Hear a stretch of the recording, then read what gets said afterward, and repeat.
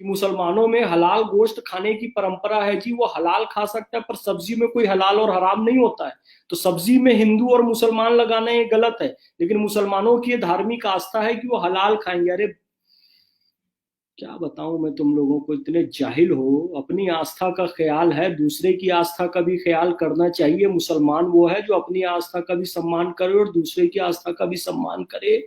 जिस तरीके से तुम्हारी आस्था है कि अल्लाह बिस्मिल्लाह अल्लाह अकबर बोलकर किसी जानवर को हलाल किया जाए, वही हलाल गोश्त खाना है, ठीक उसी तरीके से हिंदुओं की भी ये मान्यता है। वो अन्न को ब्रह्म मानते हैं, ईश्वर मानते हैं। ओम अन्नपूर्णे सदा पूर्णे शंकर प्राण वल्लभे ज्ञान वैराग्य सिद्ध्यर्थम भिक्षाम देही च पार्वती माता च पार्वती देवी पिता देवो महेश्वरा बांधवा शिव भक्ताश्च स्वदेशो भुवनत्रयम।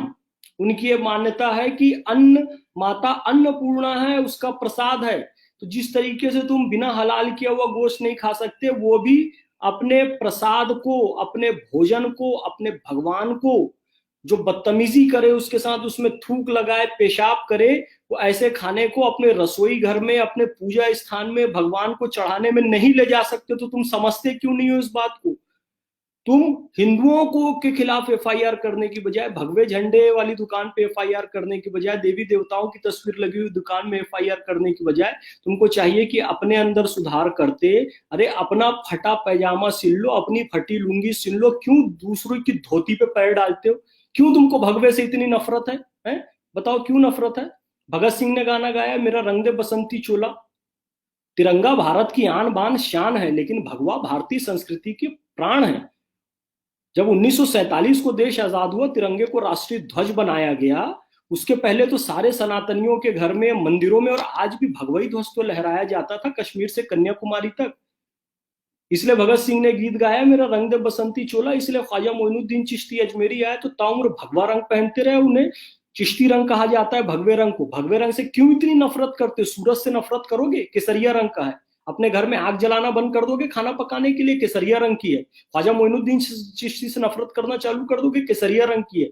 भगत सिंह से नफरत करना चालू कर दोगे? अशफाक उल्ला खां, राम प्रसाद बिस्मिल, रोशन चंद्र लाहिड़ी से तुम नफरत करना चालू कर दोगे? क्योंकि वो भगवा रंग को अपना सम्मान मानते थे, प्रतिष्ठा मानते थे, और भगवे रंग का वो कफन चाहते थे। मेरा रंग दे बसंती चोला त्याग का प्रतीक है, बलिदान का प्रतीक है, ओज का प्रतीक है, सूर्य का प्रतीक है, ऊर्जा का प्रतीक है, एकता का प्रतीक है, अखंडता का प्रतीक है, शौर्य का प्रतीक है। उस भगवा रंग से इतनी नफरत क्यों करते हो?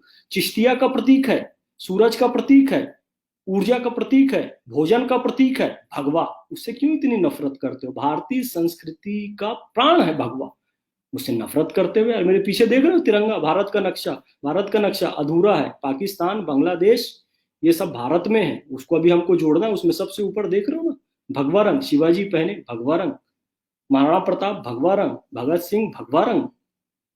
तो तुमको इसका सम्मान करने में क्या दिक्कत है, मुझे बताओ ना। ये तहजीब चैनल वाला नामाकूल जाहिल आदमी, गंदगी फैलाना बंद कर। तुम्हारे कारण बाकी मुसलमानों को भी शक की निगाहों से देखा जाता है। फिर से कह रहा हूं, अपना फटा पैजामा सिलो। मुसलमानों से मैं बार बार गुजारिश कर रहा हूं, इस बात को समझा रहा हूं कि तुम जितना इन थूकबाजों और पत्थरबाजों का समर्थन करते रहोगे, उतनी हिंदुओं के दिलों में नफरत भरती रहेगी। इंदौर में जो घटना हुई, वहां के व्यापारियों को और वहां के राहत इंदौरी साहब को मैं धन्यवाद दूंगा कि उन्होंने समझदारी का परिचय देते हुए माफीनामा लिखा और ये बात बताई कि इन लोगों ने गलती की है। तो ये गलती को स्वीकारना, ये बड़प्पन होता है। ये नहीं कि अफवाह फैलाई जा रही है मुसलमानों को बदनाम करने के लिए। बेवकूफाना किस्म की बात करते हो। ये भगवे से नफरत छोड़ो। कोई हिंदू दुकान लगा रहा है तो उसका सम्मान करो। तुमको खरीदना है खरीदो, नहीं खरीदना है मत खरीदो, लेकिन ये रिपोर्ट कराना, नफरत फैलाना, ये बंद करो। मैं बारंबार तुमसे निवेदन कर रहा हूं। तुम पूरे सोशल बाइकॉट का शिकार हो जाओगे, समझ नहीं रहे हो बात को। कोई बात को तुम्हें समझा रहा हूं तो बड़े बड़े पढ़े लिखे जाहिलपना कर रहे हैं। एमबीए, डॉक्टर, एमबीबीएस देख रहा हूं, पता नहीं क्या पागलपन सवार हो गया इन लोगों को। सबको बड़े इंटेलेक्चुअल जो बनने वाले हैं, सब सब सब थूकबाजों के समर्थन में उतर आए। या तो चुप बैठे हुए हैं या इनके समर्थन में उतर आए कि जी इस्लाम को बदनाम करने के लिए। अरे तुमको क्या बदनाम करेंगे यार? हिंदू बदनाम करेगा? मक्का मदीना से, सऊदी अरब से ज्यादा मस्जिदें यहाँ पर तुमको बना के दिया हिंदुओं ने। वहां नहीं है सऊदी में इतनी मस्जिद जितनी भारत में है। सऊदी से ज्यादा मुसलमान भारत में। हिंदू नफरत करेगा तुमसे, मुसलमानों से। हिंदू तुम्हारे खिलाफ अफवाह फैलाएगा।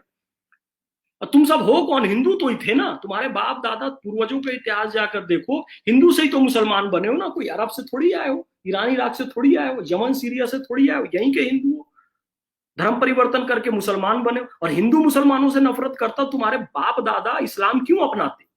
कोई हिंदू नफरत नहीं करता है मुसलमानों से। तुम गलत हो, गलती कर रहे हो तो गलती को अपने सुधारो। वारफा खानम शेरवानी बेवकूफ औरत। हम एक आइडियल सोसाइटी जहां हमारी एक अलग पहचान हो, हम ऐसी सोसाइटी का निर्माण करना चाहते हैं। अबे कितनी अलग पहचान बनाएगी यार? मतलब एक पूरा नेशन राष्ट्र बना लिए तुम लोग, भारत को तोड़ के पाकिस्तान। और कितनी अलग पहचान चाहिए तुम लोग को? एक राष्ट्र बना लिए बांग्लादेश भारत को तोड़कर। तीसरा कश्मीर को तोड़, पूरे हिंदुओं को मार मार के भगा दिया तुमने वहां से, कत्लेआम कर दिया। अब तीसरा कश्मीर पे नजर है तुम्हारी। और कितनी इंडिविजुअल पहचान चाहिए भाई तुम्हारी बिलीफ की है? इतनी मस्जिदें सऊदी अरब में नहीं है यहाँ, और कितनी पहचान चाहिए भाई? इतने मुसलमान पूरी दुनिया में कहीं नहीं है, इंडोनेशिया को छोड़ो। और कितनी तुम्हारी मजहबी पहचान चाहिए बताओ ना? इस्लाम के जो 72 फिरके सारे के सारे सुरक्षित भारत में, और कितनी मजहबी पहचान चाहिए? आरफा खानम शेरवानी तेरे को आरिफ मोहम्मद खान साहब ने तुझे समझाया था, समझ में नहीं आया? उल जलूल वीडियो डालती है, मुसलमानों को भड़काती रहती है। हमारी जब तक एक पहचान हमारी नहीं बन जाती, जब तक हमारी आस्था को सम्मान। अरे बेवकूफ औरत, हिंदुस्तान में जितना तेरी आस्था का सम्मान है, मुसलमानों का सम्मान है, मारता है इसराइल व गल्फ में जाओ। तुम्हारी औकात नहीं है कि इसराइल के सामने बात कर सको।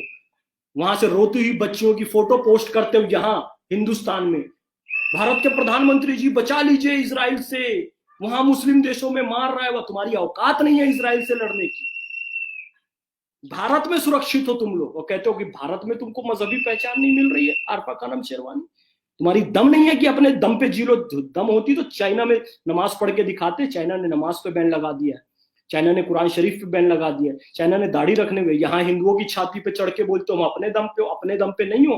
हिंदू बहुसंख्यक उदार है, इसलिए तुम यहाँ पर इतने मजे से रह रहे हो और यहीं का खा के यहीं की थाली में छेद कर रही है। आरफा, शर्म आनी चाहिए तुम लोगों को, शर्म आनी चाहिए। शर्म से डूब मरो तुम लोग। अल्लाह ने इतना अच्छा मुल्क दे दिया, ना सोमालिया में पैदा किया, ना युगांडा में पैदा किया, ना भिखारी पाकिस्तान और बांग्लादेश में पैदा। पैदा वहां होते हैं, बॉर्डर पार पार करके यहाँ आते हैं। यहाँ का राशन कार्ड चाहिए, यहाँ का परिचय पत्र चाहिए। तेरे को तो अल्लाह ने यहीं पैदा किया आरफा खानम शेरवानी, फिर भी उसको शुक्र अदा नहीं करती है। वो तहजीब चैनल का कौन रिपोर्टर? अल्लाह का शुक्राने की नमाज पढ़नी चाहिए कि हिंदुओं के बीच में पैदा किया, सुरक्षित हो। सुन्नी भी सुरक्षित, शिया भी सुरक्षित, देवबंदी भी सुरक्षित, बरेलवी भी सुरक्षित, बोहरा भी सुरक्षित, अहमदिया भी सुरक्षित, सब भारत में सुरक्षित। नहीं हो पाकिस्तान में भी हो, सऊदी अरब में भी हो, सीरिया, एक दूसरे का गला आपस में काटते रहते हो। और कितनी तुमको तुम्हारे बिलीफ को पहचान चाहिए यहाँ पर? बेवकूफ कहीं के, जाहिल लोग। बंद करो ये भगवा के खिलाफ रिपोर्ट करना, हिंदुओं के खिलाफ नफरत फैलाना। अपना फटा पजामा सिलो, अपनी फटी लुंगी सिलो। सुधर जाओ, सुधर जाओ।